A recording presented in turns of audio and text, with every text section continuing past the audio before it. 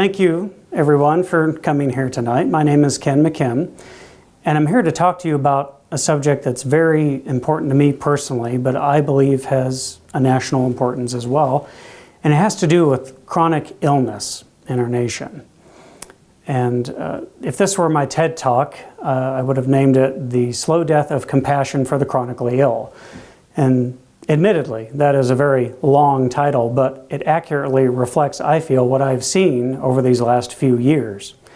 Now, to clarify, I don't have a chronic illness. My wife does. She has Crohn's disease. And for those of you who might not know, Crohn's is an autoimmune disorder that creates inflammation and ulcerations throughout the GI tract. So normally it's confined to the bowels. Sometimes, in extreme cases, it can migrate up into the esophagus. It's very painful. And I have seen just about everything you can think of over the last few years helping her manage her illness. My big wake-up moment, though, my big aha moment was when she came home from work one day, and this is back when she still could work. And she was devastated because she had been pulled into a small room by her bosses and told that she needed to look less sick while she was at work because she was making other people uncomfortable. Let me say that one more time for emphasis. The corporation she worked at that had 300 plus employees and offices not only in North America but all over the world felt completely comfortable having her come into a room and being told, a woman with an incurable chronic illness, that she needed to look less sick because her being visibly in pain for 8 hours a day was upsetting to other people. And that's when I realized that things had changed somewhere along the line. I was no longer living in the society I had thought I was, and that there was some serious work to be done because this is not a good trend. This happened because our society has evolved to a point that it allows that kind of behavior to happen.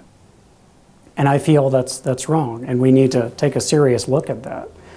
And I've also been witness to all kinds of well-intentioned advice over the years that carries with it an undercurrent of judgment that most people aren't even aware of in themselves as they're saying these words. And again, it just all kind of flows into a societal shift, if you will. Now, when my wife and I first got engaged, she was not symptomatic at all. We lived at the gym, as a matter of fact. We were gym warriors. We would go 3, 4, 5 nights a week sometimes, and we'd hop on the treadmill, well, not the same treadmill. We'd hop on our respective treadmills and we'd run, sometimes for an hour, sometimes longer. She got so into it, she was so excited, she bought some special equipment. And that's what this is.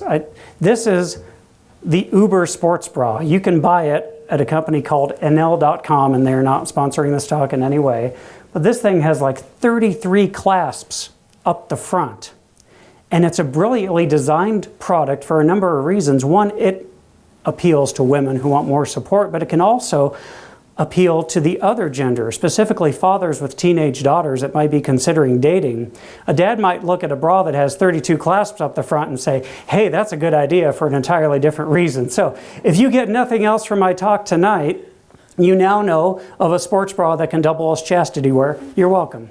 But getting back to the actual story at hand, we were at the gym all the time. Flash forward about 10 years, her Crohn's is in full swing at this point. And we recently had to move. We downsized from a 3-bedroom house to a 1-bedroom apartment. And she was feeling useless. Her words, not mine. She wanted to do something, anything to help. So while I was at work, she would pack boxes. She wasn't hauling the boxes across the house. She was just wrapping things, putting them in the box, and taping them up.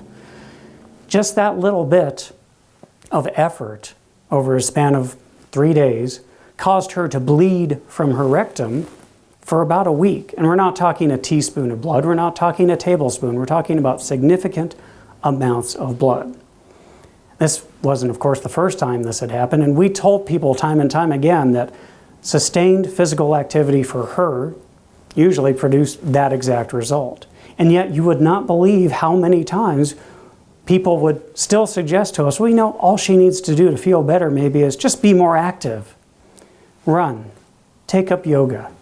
do some stretching, walk around the block, whatever, despite all evidence to the contrary that that was a good thing for her at all. And so I thought to myself, how can people, when presented with the very real fact of rectal bleeding after strenuous activity, still suggest it as a course of action for her to feel better?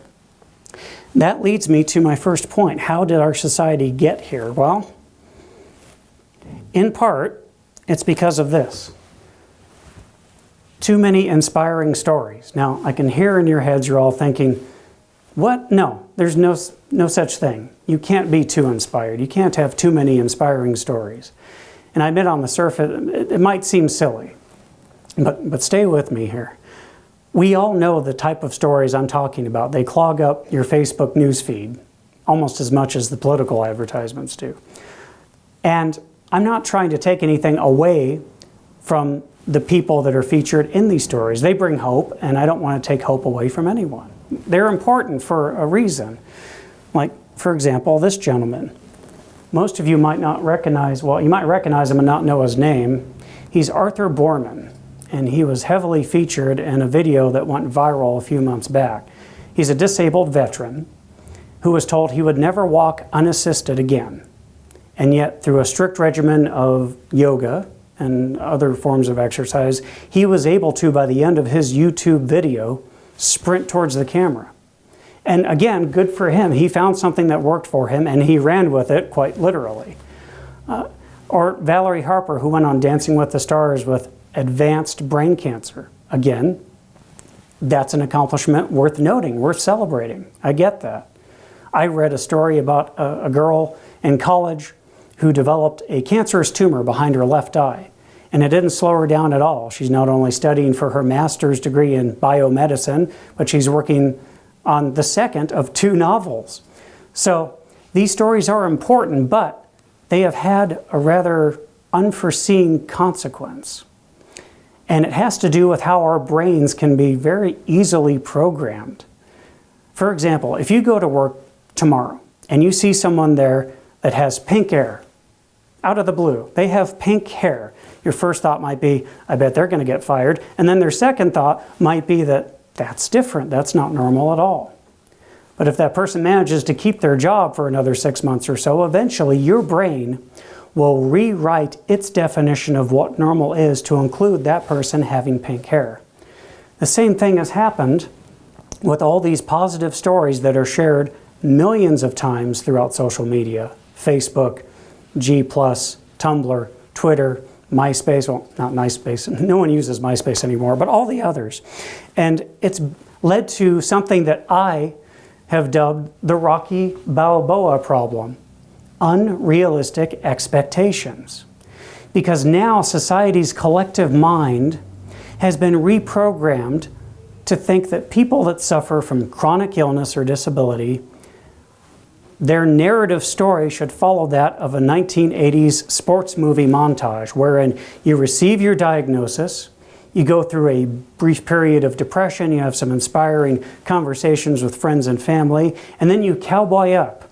You write that novel.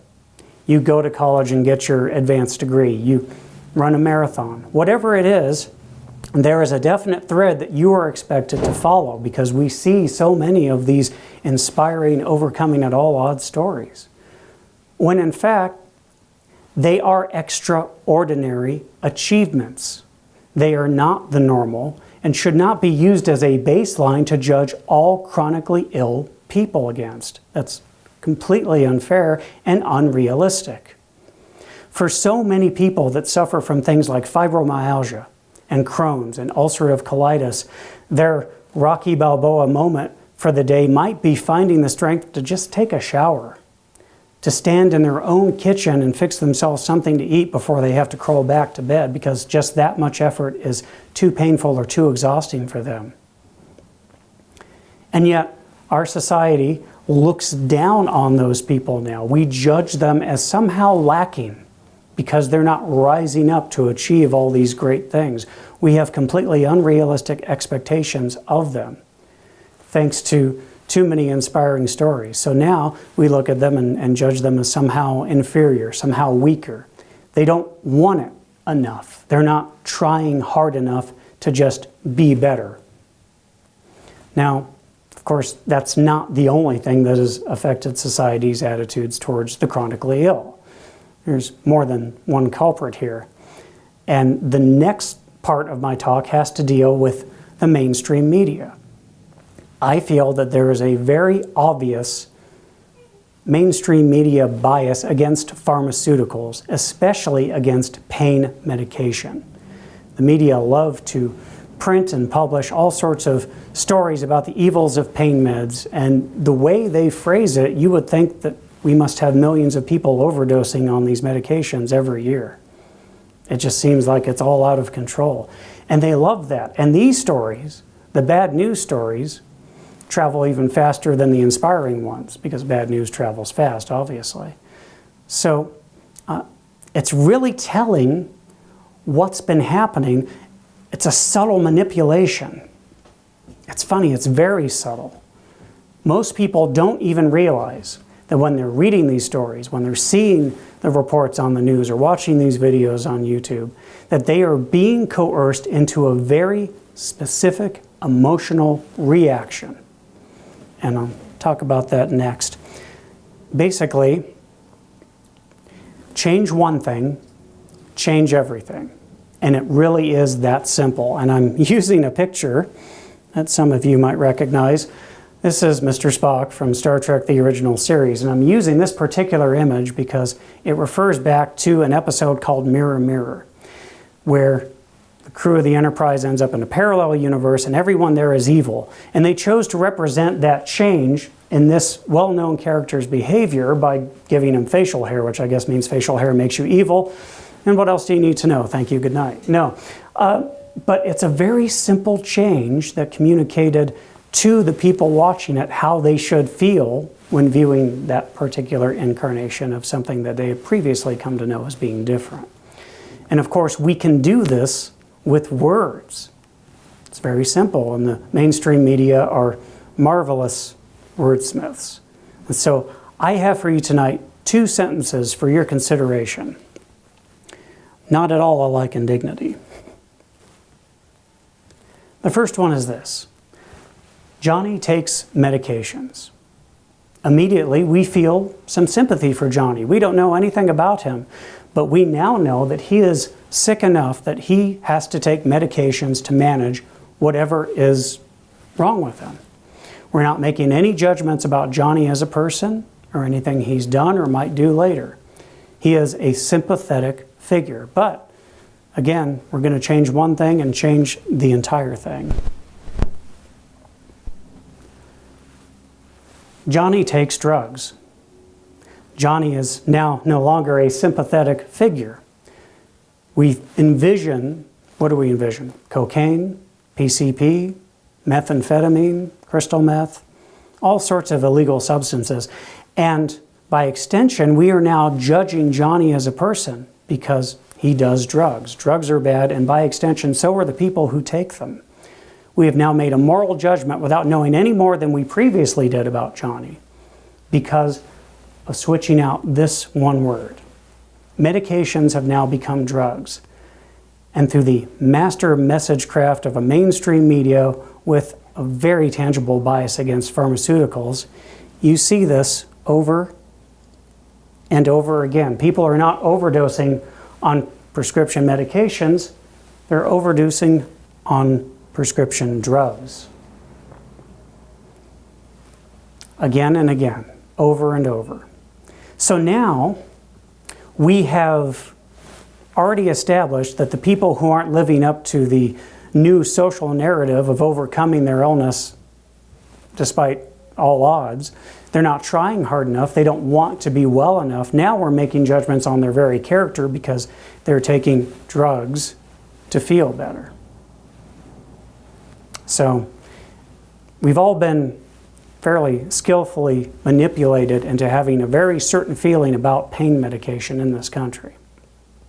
How do I know that this has actually happened, that there's been a real effect? Well, because the government has decided to step in.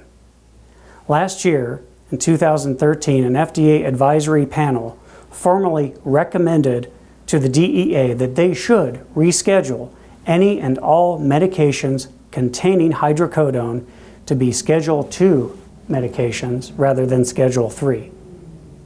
What does that mean? Well, it's fairly complex, but to boil it down to its simplest terms, these are going to be harder to prescribe and harder to get for the people that need them. Schedule II medications, you can't do refills. You have to have a separate written prescription for each 30-day supply, not to exceed 90 days. Now, maybe if you have a chronic illness, and maybe if you're working with a pain management clinic, that might not be so bad, because some of them are a little more sympathetic, because pain is their job. And they can write you 3 30-day prescriptions, give them to the pharmacist and say, just fill each one of these concurrently, consecutively as they expire. But for many people, they don't get to go to these pain management clinics. They're not always covered by insurance. So they have to go to a GP to get these prescriptions. And let me tell you, GPs in this country, general practitioners, are terrified to prescribe pain pills. They don't want to do it. That's why they generally try to refer you out of their office, because they don't want the liability and they don't want the government coming in and combing through all their records. So they're scared to do it. They certainly aren't going to write you 3 consecutive 30-day prescriptions. And if they are going to write you a 30-day prescription, you can bet you're going to be in their office. They do not want to write you a prescription for anything without seeing your face. And that means more money. And you say, but Ken, what money? Everyone has health insurance now, and all these visits are free or next to free because of Obamacare. And then I say, please wake up, have some coffee, it's right over there, because that has not happened. We still have millions of people in this country that do not have health insurance. And I don't know if any of you have priced out what an office visit goes for. Well, I know one of the local offices here in town charges $96 every time you have to come in and see them in person. And for someone paying out of pocket, that's a lot of money. So we have now added another financial burden, financial pain, to people whose lives are already plenty full of enough pain. Thank you very much. And how do I know that this isn't going to work? How do I know that making all these medications into Schedule II isn't going to magically fix all these overdoses that we're seeing? I know it's not going to work because of OxyContin. OxyContin has always been a Schedule II medication. It has always been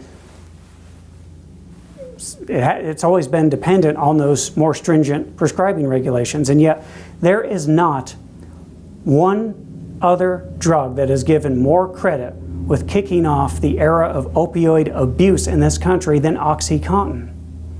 Going back to the media message again, they have crafted it so skillfully that now when we think of illegal drugs, we are just as likely to lump in things like methadone and morphine and hydrocodone and codeine and OxyContin into the same space in our brains that we reserve for things like cocaine.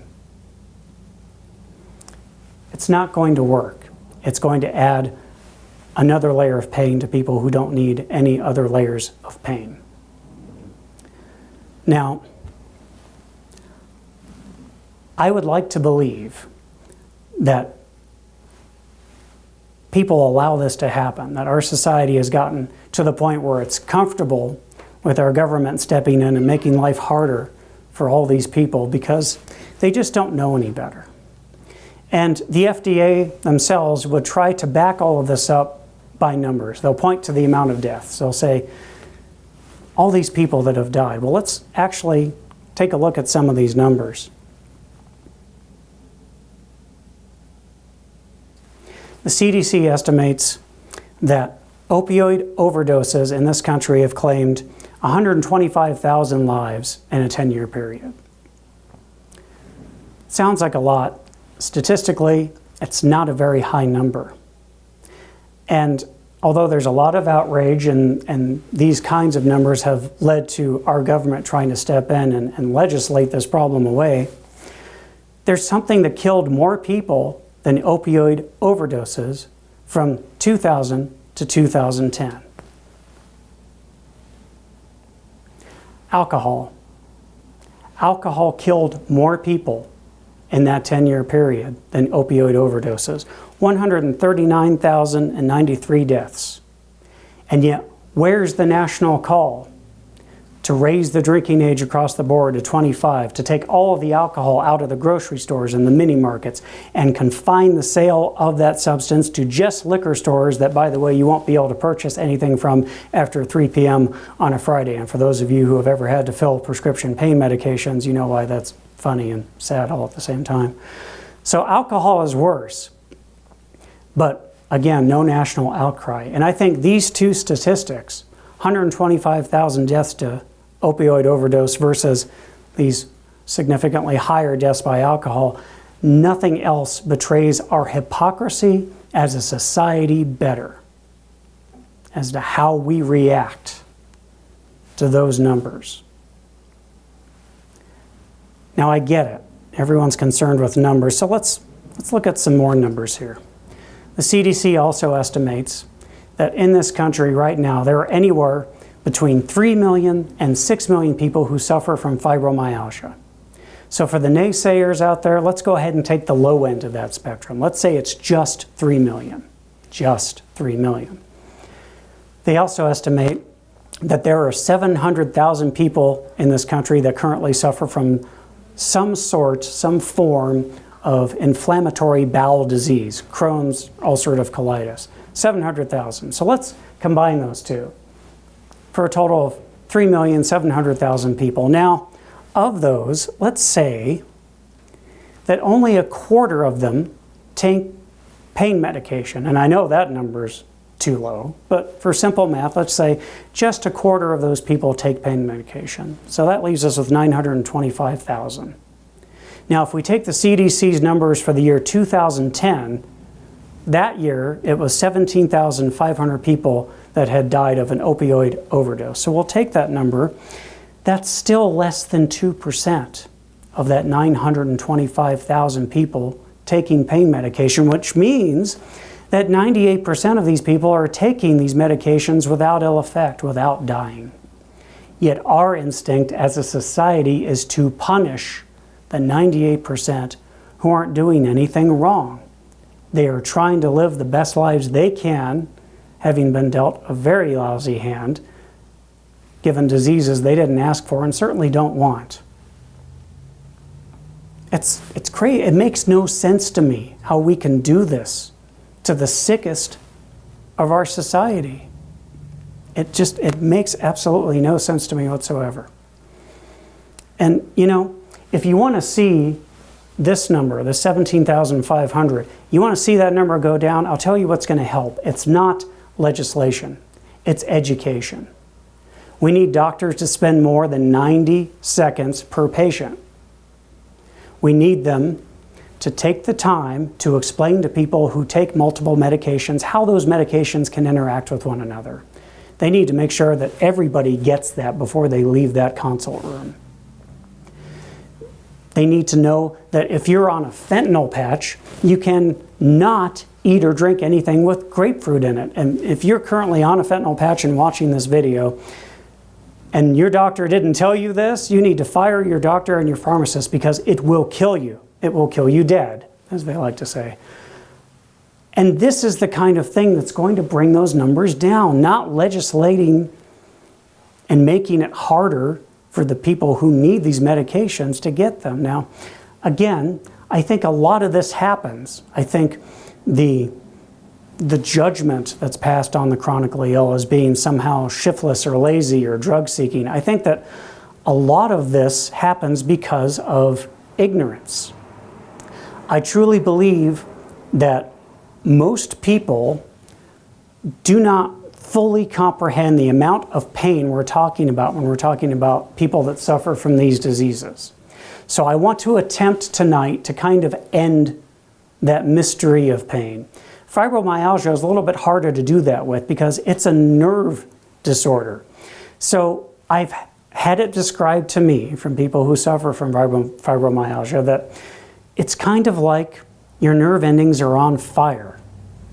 So if you want to approximate that, go home, light a candle, stick your finger in the flame until it really hurts, and then imagine that coursing throughout your body at varying intervals, pretty much nonstop, all the time, and there's no cure.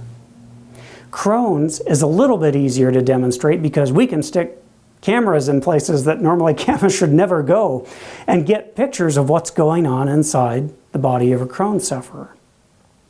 So I'm going to show you a couple of pictures that I hope will communicate to you on some level exactly the kind of pain that these people are dealing with and why they need these painkillers.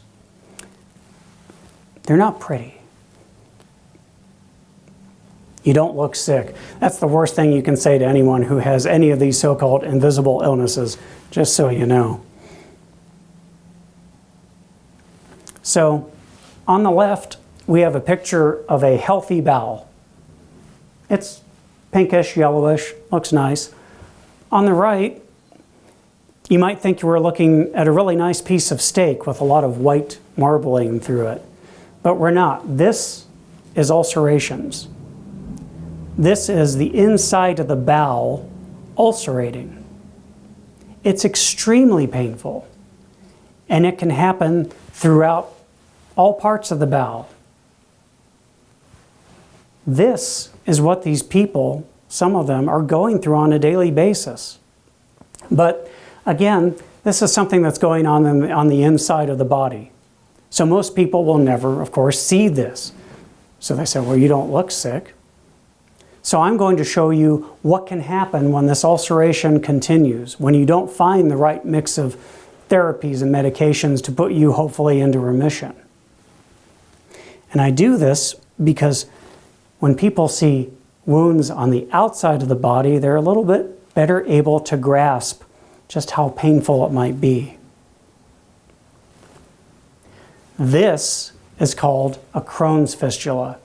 This is what happens when what you were looking at a moment ago on the inside of the body works its way to the outside. And there's pretty much not a person alive that can't look at that and start to really finally get a handle on the kind of pain we're talking about. This is why they take narcotic painkillers. This is why they can't just take an aspirin or an Advil. This kind of pain does not go away because you have a more positive mental attitude. This kind of pain is not managed by deeper breathing or yoga positions or running around the block. This kind of pain is managed by one thing, and that is prescription narcotic painkillers. And for our government and our society to be okay with restricting access to those painkillers is something that I consider borderline abuse of the sickest of our citizens. And it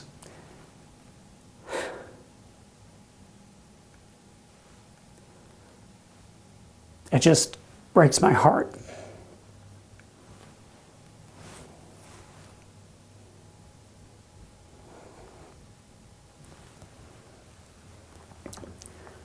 So there is work to be done.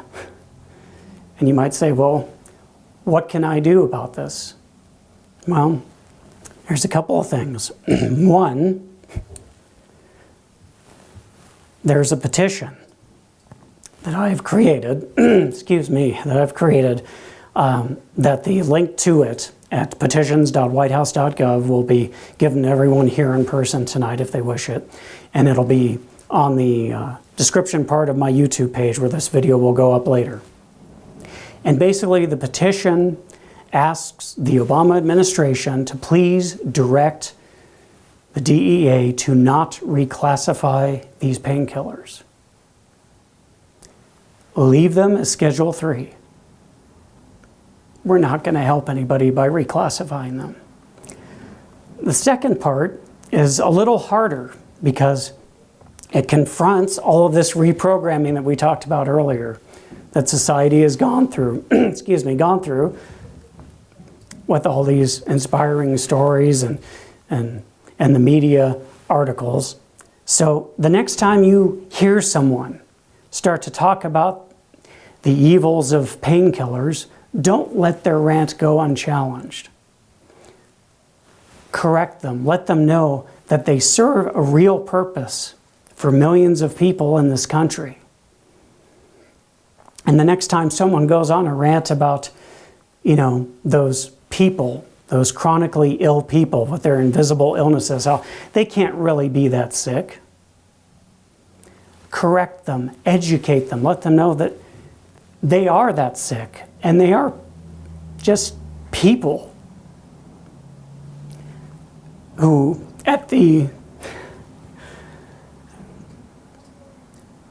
they're people at the end of the day that need our help.